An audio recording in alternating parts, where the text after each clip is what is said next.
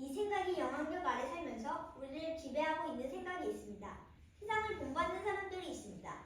세상의 생각이 결국은 우리를 돕는 것이고 우리의 한계가 됩니다. 이런 생각들을 새롭게 되도록 세상의 생각들에는 어떤 것들이 있는지 나누도록 하겠습니다. 첫 번째, 세상의 생각은 육에 기반합니다. 세상의 생각은 육에 기반하고 결국은 분리와 죽음을 가져옵니다. 결국은 하나님과 아무런 상관이 없는 생각이고 더 나아가 하나님을 적대시하는 생각입니다. 이런 생각으로는 하나님을 벗어난 삶을 살 수밖에 없는 것입니다. 이 세상에서는 할 것이 많습니다. 하지만 그 모든 것들이 유익이 되지는 않으며 하나님의 나라를 이루는 것과 상관이 있는 게 아닙니다. 그래서 죽을 행시는 것입니다. TV를 마음껏 볼 수 있고 개인도 마음껏 할 수 있습니다. 하지만 그런 행시도 우리에게 이득이 되고 하나님 나라에 득이 됩니까? 그렇지 않다면 과감하게 멈출 수 있어야 합니다. 두 번째, 세상의 생각은 영적인 것들을 죽입니다. 전쟁을 일으킵니다. 우리 안에 영적인 것들이 들어오고 세상의 생각은 바로 영의 생각을 공격합니다. 성령의 역사를 무효화시킵니다. 하나님의 생각이 들어오고 영의 일들이 일어날 때 우리 안에 있는 세상의 생각과 육의 생각이 동시에 역사합니다. 하나님의 생각과 우리 안에 있는 육의 생각이 경쟁을 일으킵니다.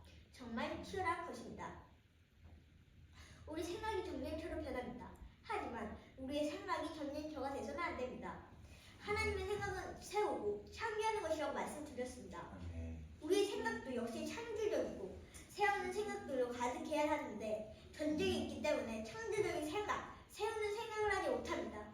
실제 전쟁터를 보면 황무지입니다.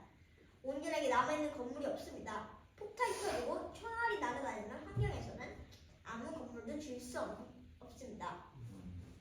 우리 생각이 전쟁터가 된다면 생명의 역사, 창조의 역사, 세우는 역사는 있을 수 없는 것입니다. 전쟁을 끝내야 합니다.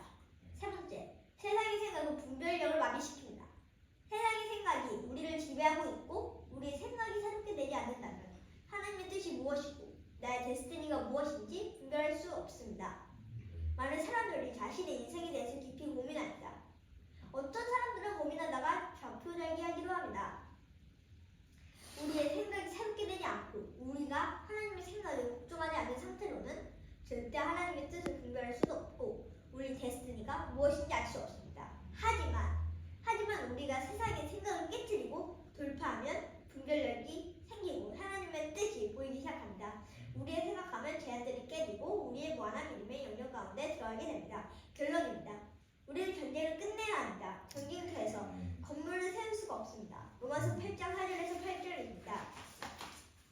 육신을 쫓지 않고 그 영을 쫓아 행하는 우리에게 율법의 요구를 이루어지게 하려 하심이니라. 육신을 쫓는 자는 육신의 일을, 영을 쫓는 자는 영의 일을 생각하나니 육신의 행하는 사망이요 영의 생각은 생명과 편하니라. 육신의 생각은 하나님과 원수가 되나니 이는 하나님의 법에 굴복치 아니할 뿐 아니라 할 수도 없음이니라. 육신에 있는 자들은 하나님을 기쁘시게 할 수 없느니라. 영과 육은 계속해서 싸우게 되어 있습니다. 더 이상 육에 속한 삶을 살지 말고 하나님의 생각, 성령의 생각, 그리스도의 생각으로 리뉴 마인드가 되어 한계를 돌파하고 전쟁을 끝나고 하나님의 나라를 세우는 엔데글렌 공동체 되시기를 예수님의 이름으로 축복합니다. 기도하겠습니다. 육의 생각이 아닌 영의 생각으로 살게 하셔서 육의 생각으로 인해 영적인 삶을 살지 못하게 했던 것을 회개합니다. 이제는 기도로 채웁니다. 말씀으로 채웁니다. 리뉴 마인드 되어 더 이상 나의 몸을 제 무기로 내어주지 않고 의의 병으로 쓰임하는 삶을 살겠습니다. 한계를 돌파하고 전쟁을 끝내고 하나님의 나라를 세우는 엔데글렌 공동체가 될지어다. 예수님의 이름으로 기도했습니다. 아멘.